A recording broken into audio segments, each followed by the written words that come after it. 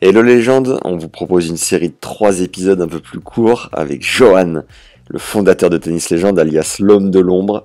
Cette première est avec Cédric Pioline lors du Rolex Paris Masters, le directeur du tournoi et ex numéro 1 français et le seul tricolore à ce jour à avoir joué 2 finales de Grand Chelem.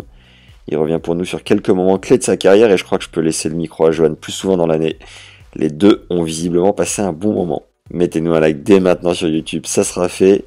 Et 5 étoiles sur Spotify ou Apple Podcast. Let's go avec la piole, bonne découverte et bonne écoute à tous. Je voulais faire un petit retour de quelques années en arrière avec toi pour parler de tes souvenirs de ta carrière. Bon, allons-y. Ça changera des questions sur l'organisation. Ouais. Bon, déjà, question assez simple pour commencer. Quel est ton meilleur souvenir au Rolex Paris Master?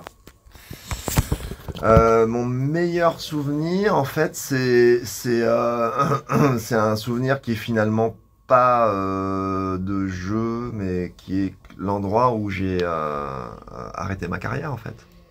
Et avec ce parcours pour accéder à la finale avec Kuerten en tant que partenaire, et puis un truc qui n'était pas prémédité du tout, où je me suis dit, bon, bah, c'est peut-être l'heure et tout ça. Et puis finalement, je me dis, là, bon, l'endroit, le truc, c'est génial parce que j'avais un peu coulé en simple.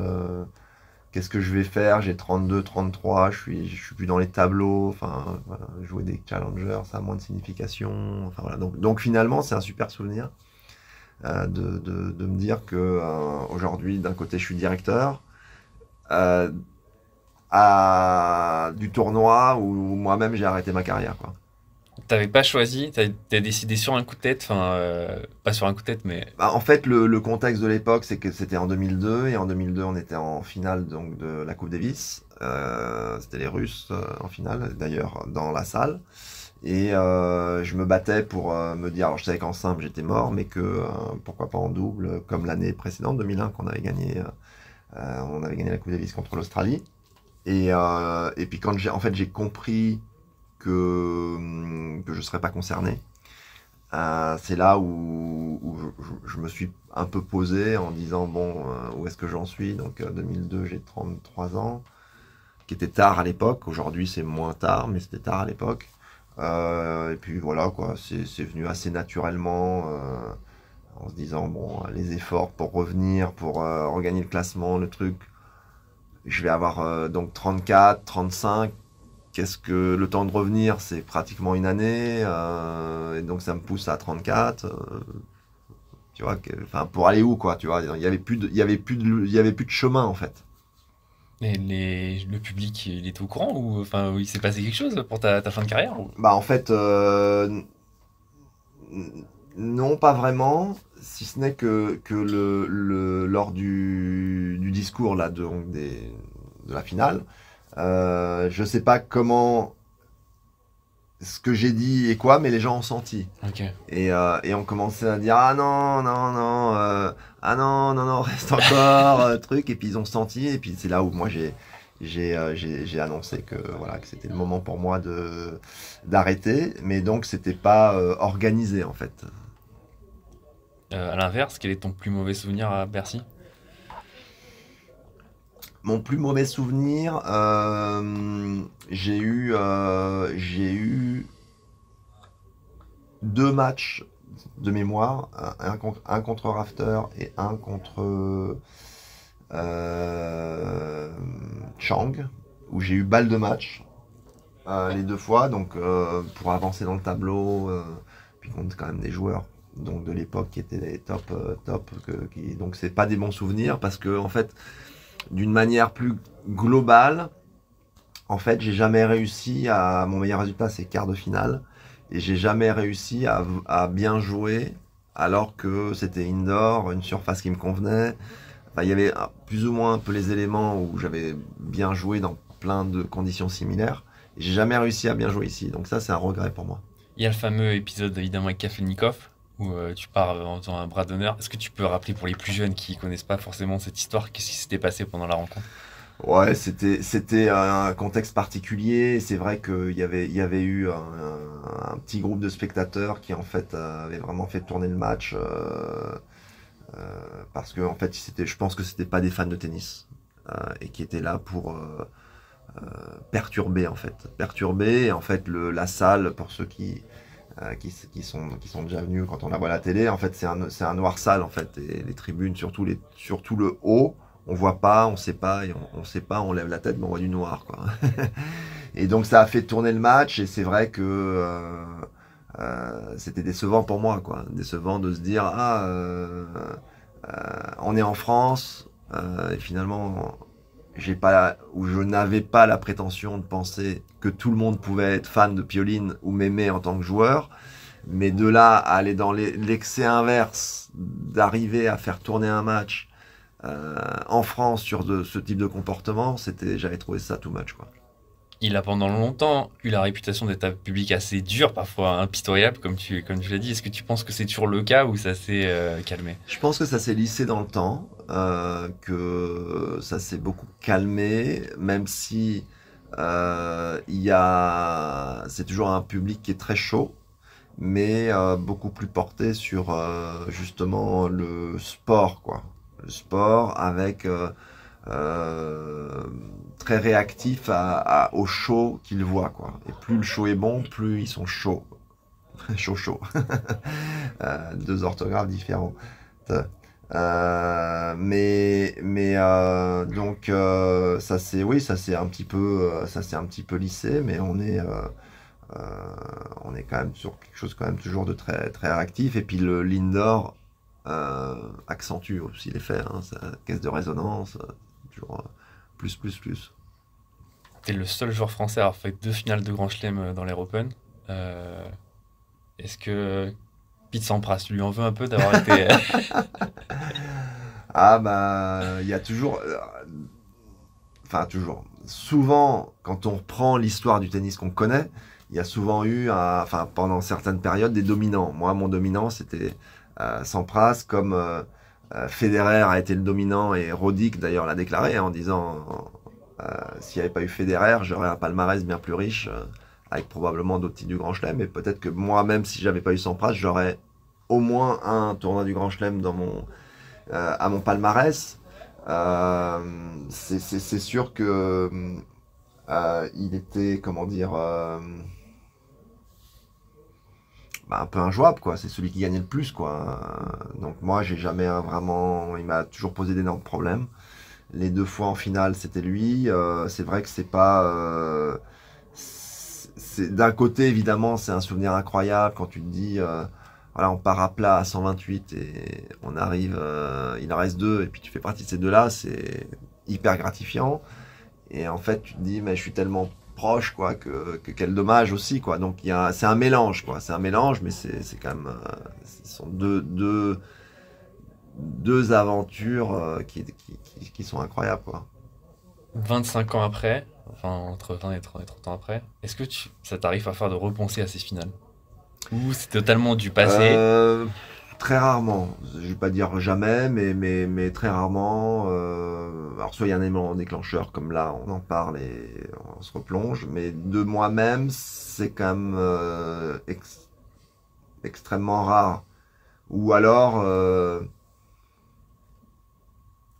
parce que je suis amené à aller sur site, quoi, à l'US Open, à Wimbledon, et donc d'un coup T'as des flashbacks? t'as des trucs qui reviennent en te disant, bon, déjà, qu'est-ce que les stades ont changé, déjà, ça c'est quand même l'évolution sur 25 ans, elle est spectaculaire. Et puis ouais, de se dire, tiens, ah ouais, quand même, j'ai performé ici, quoi, c'est pas mal, quoi. Donc, Tu te souviens des petites sensations quand même ou bon, ça disparaît, ça? ça a tendance quand même. Je vais être honnête, chaque année qui passe, ça baisse, quoi. Rien à voir, mais moi j'adore ce moment. T'es réputé pour avoir fait une analyse la plus folle en 96 contre Rios, où tu sors à la fin du match et tu dis je l'ai fait voler en éclats. Et ça, je pense qu'on en a reparlé plein de fois après. Ouais, c'est resté, c'est marrant. Mais, C'est resté. mais comment c'est venu cette analyse? Enfin, c'était à chaud comme ça ou... C'est qu'en fait, bon, enfin, j'imagine que dans toutes les générations et tout ça, il y a toujours des joueurs qui sont plus ou moins sympathiques. Et Rio, c'était pas.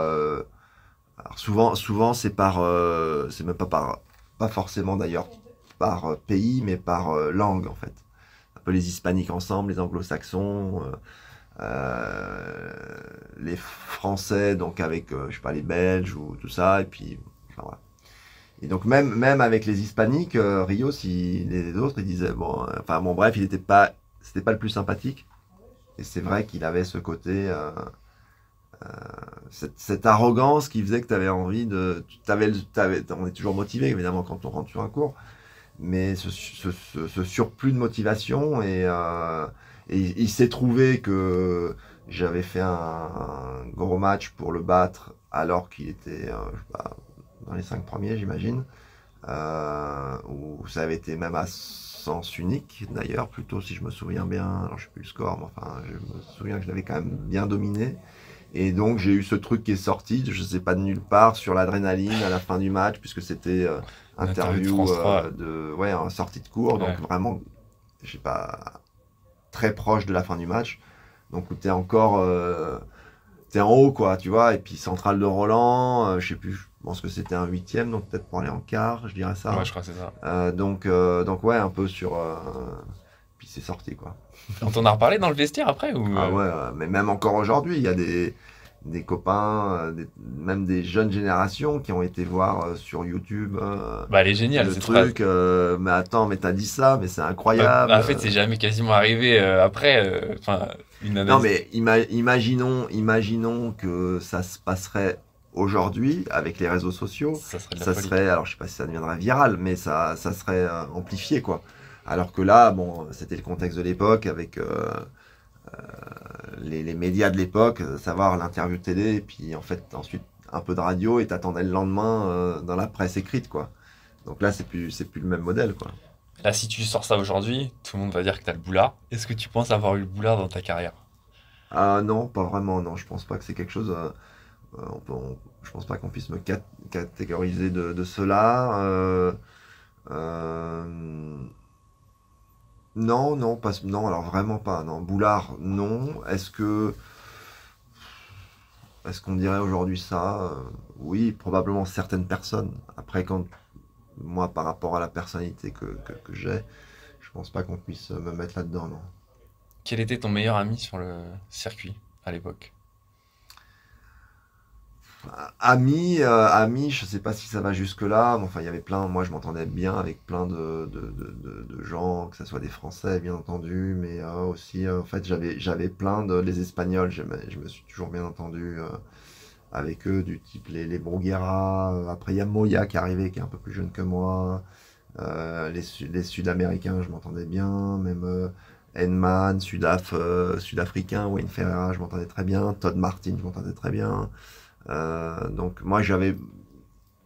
Ah, voilà, quand t'es quand même, je sais pas, 7-8 mois quand même sur la route, hein, c'est à peu près ça. C'est long.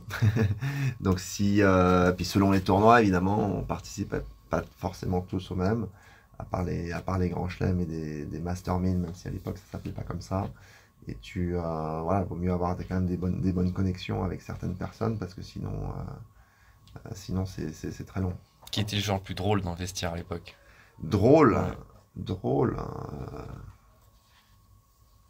Le déconneur. drôle. Qu'est-ce qu'il y avait qui déconnait? Ouais, il y avait les Russes aussi, hein. Les Russes qui étaient assez un peu ce petit côté foufou quoi. Qu'a fait le Marat après quand il est arrivé, même s'il est plus jeune, mais ça c'était un peu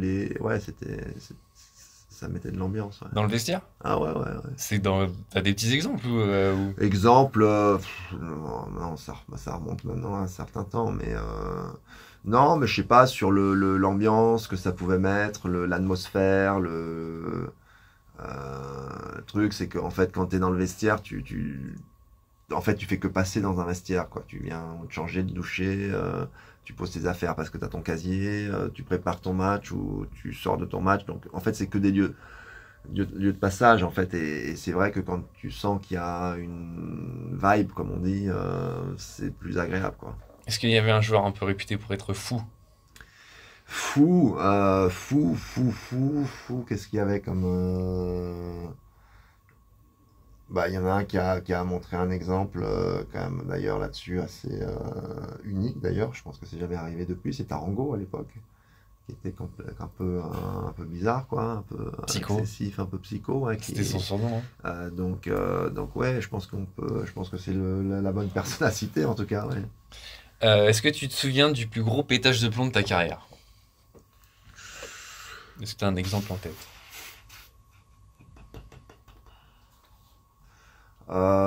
Plus gros pétage de plomb,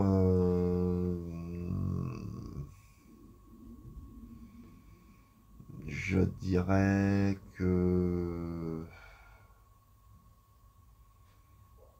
enfin, sur le cours, bah, de toute façon, le truc c'est de péter les plombs. Si tu pètes trop les plombs, tu sors du cours, hein, ce qui est d'ailleurs normal, hein, je pense que c'est une bonne chose. Mais non, après, c'est plus dans des entraînements ou à un moment, justement, parce que c'est pour. Et puis en plus, l'image et l'exemple, si tu veux, je pense que même si, alors moi, j'ai vieilli, mais quand tu joues, t'es pas forcément tout le temps conscient de ça. Ben, quand tu atteins un certain niveau, tu peux devenir l'idole de, de, de gens et surtout de jeunes. Et donc, oui, c'est pas bien. Même si après, tu peux monter tellement haut dans l'adrénaline et dans l'enjeu et dans l'implication que tu as que de temps en temps, moi ça m'est arrivé, pour le coup c'était enfin moi ça m'est, je pense très rarement arrivé en match, mais à l'entraînement, à un moment, voilà, tu pètes une raquette, c'est con, mais ça fait du bien. Euh, l'adversaire que tu préférais jouer? Que je préférais jouer, oh, il y en avait quelques-uns, du genre, j'avais des bons, des joueurs contre qui j'avais un bon face à face, genre Krajicek, qui était quand même un très bon joueur, Rosecki, Les gros serveurs, donc. des gros serveurs, mais aussi, je sais pas, genre Paul Arwis, qui était un peu moins bien classé, mais qui avait un très très bon joueur. Rafter aussi, Rafter, j'ai eu un très très bon ratio contre lui. Todd Martin, enfin ouais, de ce genre de joueurs, Et tes ouais. bêtes noires? Ben, Bête Noire était assez américain. Genre Sampras, Agassi, Chang, Becker, mais bon, en fait, là, je cite des joueurs qui ont été quasiment tous numéro 1 mondial et qui, ben, par définition, gagnent plus que les autres. Donc voilà, donc en règle générale, ils sont rarement négatifs dans les face-à-face avec les autres, quoi. Mais il y avait un joueur, par exemple, tu savais que tu allais l'affronter, tu te disais, ah merde, j'ai pas trop de solutions contre lui, ça va être compliqué, quoi. Ceux-là, Cela? ceux-là, ouais, ouais, bah oui, bah, c'est quand tu n'arrives pas à les battre, est-ce que tu n'arrives pas à trouver la solution ou est-ce que le type de jeu que tu proposes est en fait très favorable à leur type de jeu? Probablement aussi. Et donc, du coup, alors, c'est quand même très compliqué de jouer contre nature, quoi. Et tu peux pas complètement changer ton jeu parce que tu te perds en fait. Tu sais plus quoi. Ah, je vais pas attaquer parce que ça convient pas à l'autre, mais en fait mon jeu c'est d'attaquer. Enfin, moi j'étais attaquant, donc ouais, non, c'est vrai qu'il y a un moment où c'est très désagréable parce que c'est quand même un jeu très psychologique. Et à un moment tu sens quoi, tu le sens réellement L'emprise. que t'as pas de solution, ou encore pire, que t'as l'impression que le mec il sait avant toi où tu vas jouer, quoi. Ça, c'est très désagréable. Est-ce que tu as un souvenir d'un match où tu étais totalement dans la zone, où tu as joué quasi parfait? Ça n'existe pas, mais Oui, ouais, ouais, enfin, j'en ai eu plusieurs dans ma carrière, mais ouais, probablement notamment la demi-finale que j'ai joué contre Stitch à l'US Open, beaucoup des matchs de ma fin de tournoi hors finale, mais à l'US Open, enfin, oui, et à l'inverse, c'est très agréable, quoi. En fait, c'est un truc de maso, c'est-à-dire que tu t'entraînes comme un chien pour vivre ces moments-là qui sont très éphémères. Et la masse d'entraînement que tu dois avaler pour arriver à ce niveau-là, elle est complètement incroyable, quoi. Déséquilibrée même.